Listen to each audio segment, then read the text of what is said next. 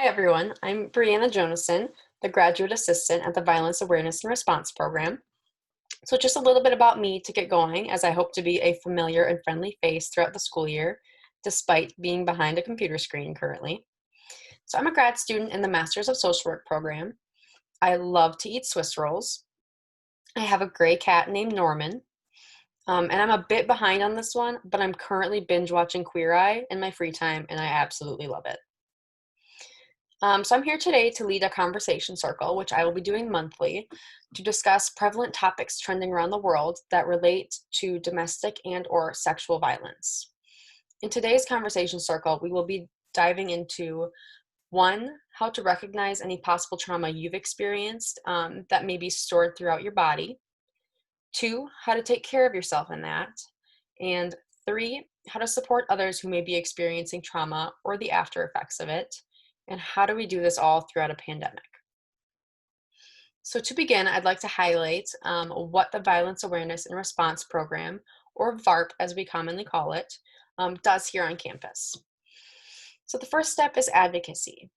VARP is victim and survivor centered and provides services for really anyone, students, faculty, and staff who have experienced domestic and or sexual violence. So this can often be seen as domestic violence, intimate partner violence, sexual assault, stalking, and more. And this experience does not need to have happened on campus or even be recently. It doesn't really matter how long ago it was experienced. So survivors of violence can reach out directly to myself or the VARP director, Laura Schultz, directly through email for a variety of reasons. So we're here to provide support for survivors of domestic and sexual violence, to validate experiences and feelings, and provide resources that may be helpful so that you can make the best decision for your own situation. I think it's also important to note that these are confidential meetings and your information will not be shared with anyone else. Our main focus is you and only you. And this advocacy is still happening. So as mentioned earlier, please reach out to Laura or myself, probably through email initially. We can chat through email, a phone call, Zoom, whatever you'd like. And we still do have office hours. So you can reserve a time slot and come in and we can chat in person. You can hang out. And more information about that can be found on VARP or Women's Center Facebook page, as we are housed within the Women's Center. So we also do programming. This looks a little bit different with COVID, but we're working hard to creatively bring you different programming opportunities.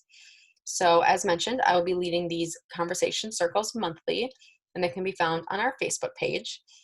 And Laura leads a really cool podcast called Starting to Feel Better. And I'd really encourage you to take a look at that.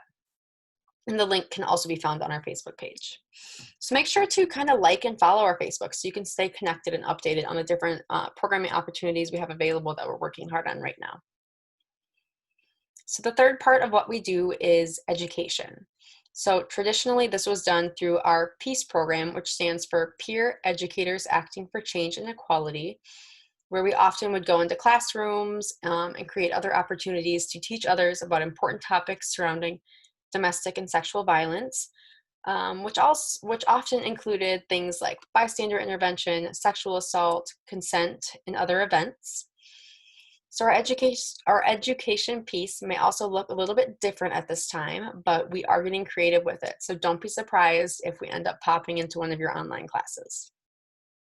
So today, I'd really like to start at the beginning of the definition of trauma.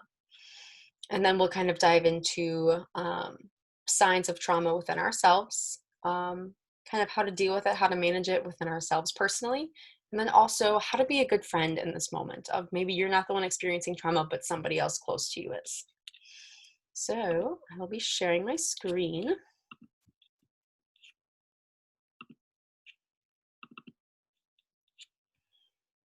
All right.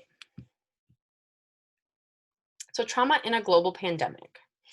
So the definition of trauma.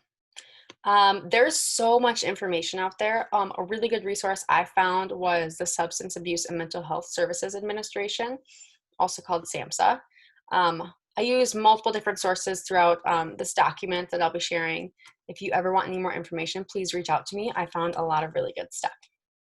So SAMHSA describes individual trauma as resulting from an event, series of events, or set of circumstances that is experienced by an individual as physically or emotionally harmful or life-threatening that has lasting adverse effects on the individual's functioning and mental, physical, social, emotional, or spiritual well-being. So trauma has no boundaries with regard to age, gender, socioeconomic status, race, ethnicity, or sexual orientation. I think it's really important to know that trauma just doesn't care who you are. I think being a survivor of trauma sometimes can come with shame. And it's really hard to not, but it shouldn't, as much as I hate to should or say things should or shouldn't affect the other, but trauma just has no boundaries. It doesn't care. And the effects of trauma place heavy burden on individuals, themselves, their families, and their support systems, and also communities, which I think is unique, and that's something we're seeing right now with social injustice throughout the nation. It may happen in one isolated town or event, but the shockwaves are felt throughout our nation. And that just kind of goes to show how trauma can play a huge effect into so many different people. And although many people who experience a traumatic event will go on with their lives without having lasting negative effects, others may have difficulties and experience traumatic stress reactions.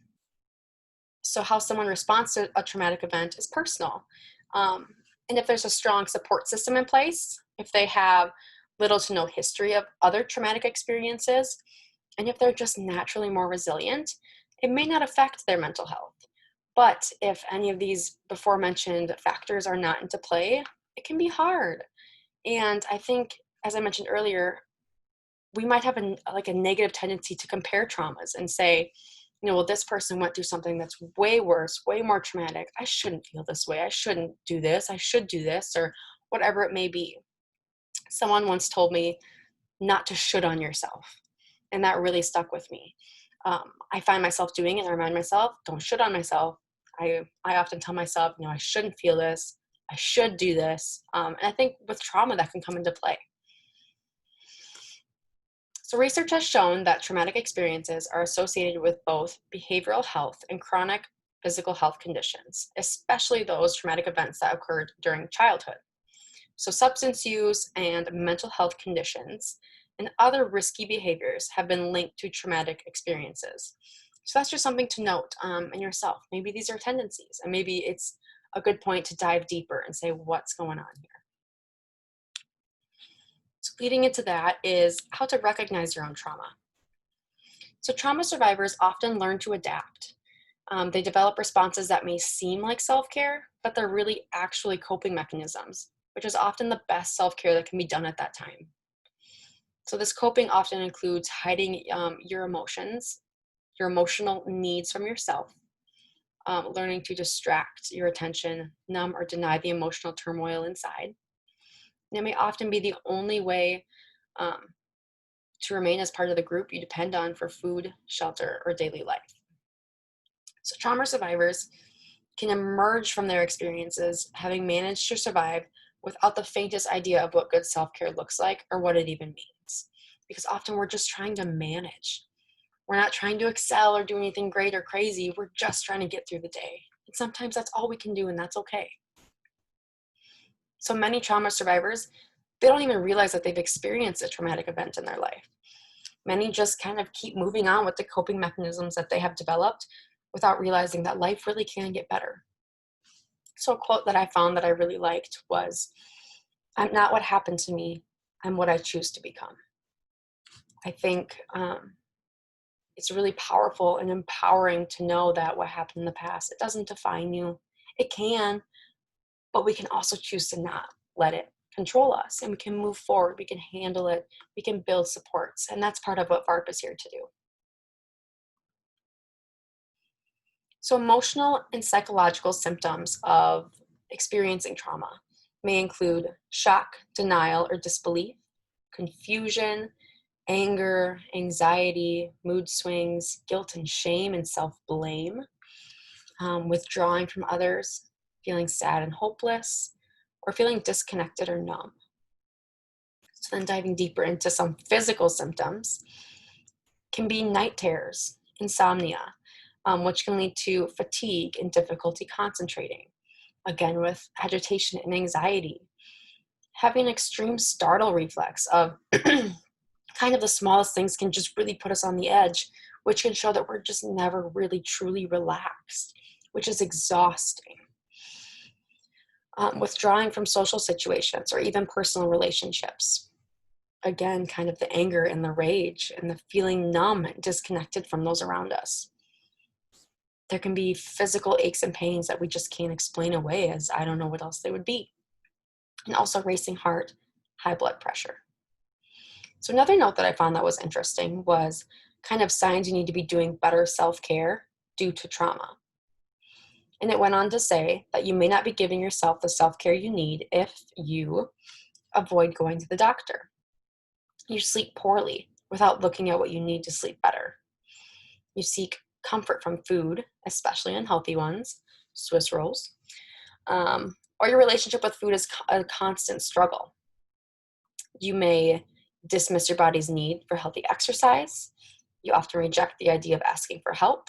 You may overschedule yourself as a way to get through your life. You may regularly use alcohol or other substances as a way of relaxing. You could use pain, such as digging into your fingernail or digging your fingernails into your skin when you're overwhelmed. And money may cause a great deal of stress. So I think these are all just very important things to just look in yourself and think, do I do this? Am I feeling this way? And all of these are not exclusive with trauma. So if you feel angry or anxious or withdrawn, that may not necessarily mean that you have or are experiencing trauma, but it's just something to pay attention to and to look at, and it's a good key. So how to self-care after trauma? So keep reminding yourself that your responses are normal to a stressful situation, and give yourself permission to do whatever you need to take care of yourself.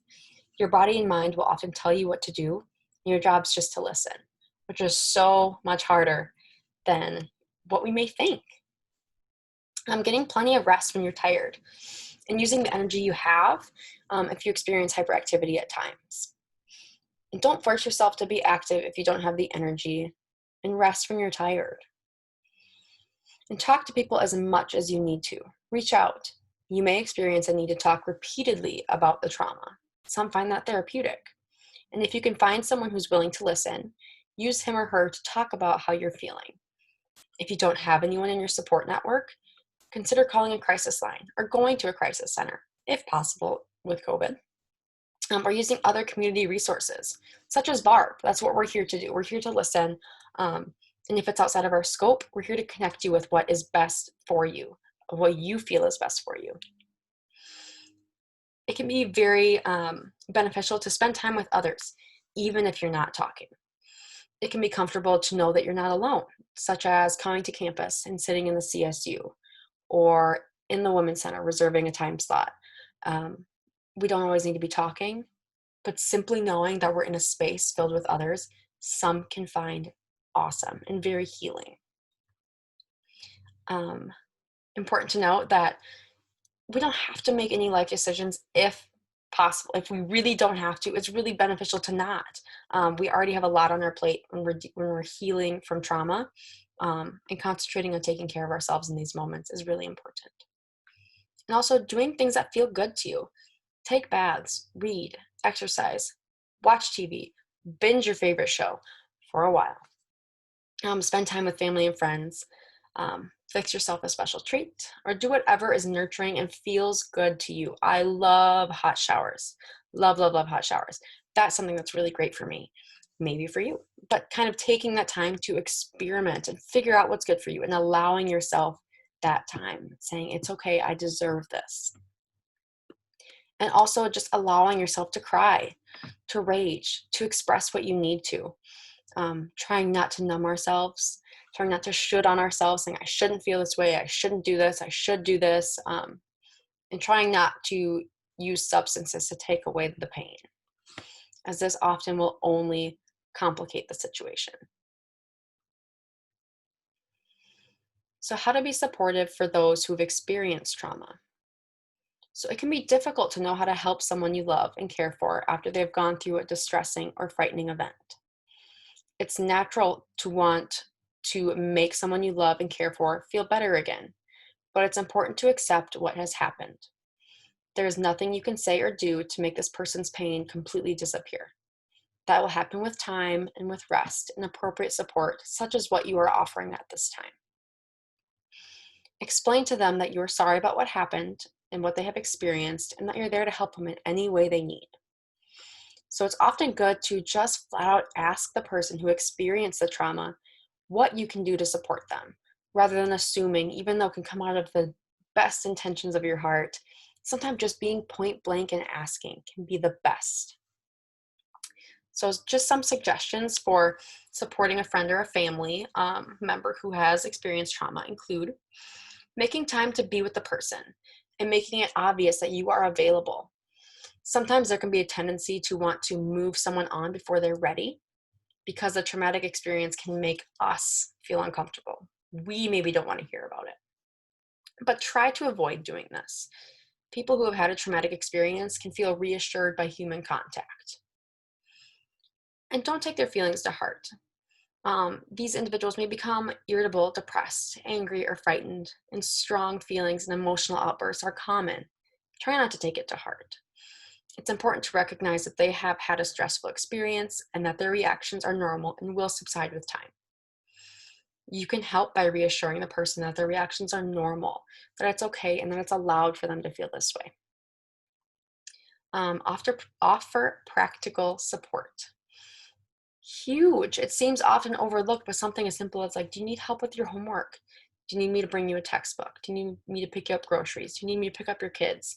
Whatever it may be, can be so helpful. And encouraging the person to take good care of themselves, for example, by eating well, avoiding alcohol and drugs, and attempting to maintain regular sleeping habits.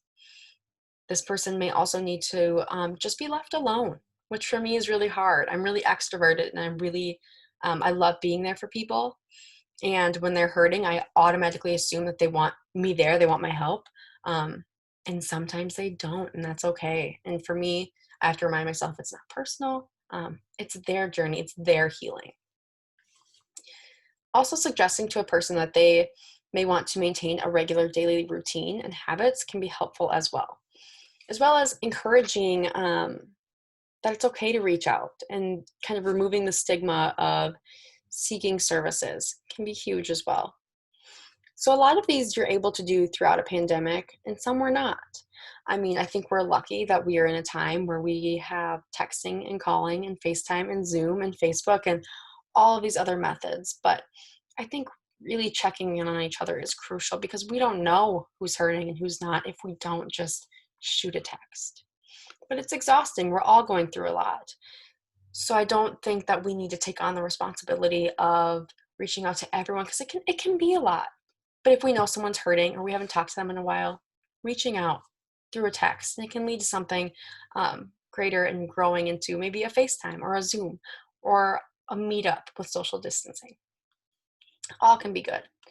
So as I previously stated, I do have more resources if you're interested, or if you yourself think that it would be beneficial to reach out on your behalf or on a loved one.